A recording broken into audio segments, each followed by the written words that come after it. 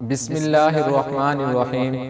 بہت ہی پیارے، خوش اخلاق، پاک سیرت، بلند کردار کے مالک اور صدارتی ایوارڈ یافتہ محترم جناب خالد علیم صاحب سے میرے ابو جان نے بات کروائی۔ یہ میرے لیے اعزاز کی بات ہے۔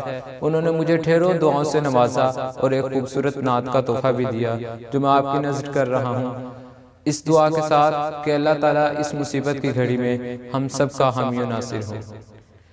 دانائیاں تمام ہوئی جب جہان سے، دانائیاں تمام ہوئی جب جہان سے، اترا نبی کا نطق جمیل آسمان سے، انسان کو دے گیا وہ عجب جاں گدازیاں، انسان کو دے گیا وہ عجب جاں گدازیاں، جو لفظ بھی ادا ہوا ان کی زبان سے۔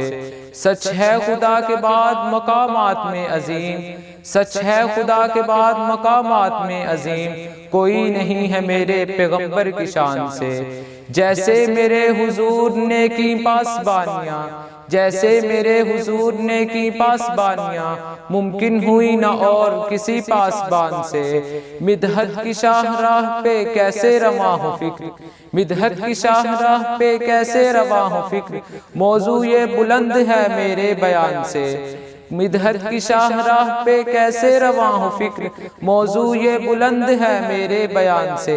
لیکن یہ فکر نعت کا ہے معجزہ کہ میں، لیکن یہ فکر نعت کا ہے معجزہ کہ میں، آیا یقین کی راہ پہ نکلا گمان سے۔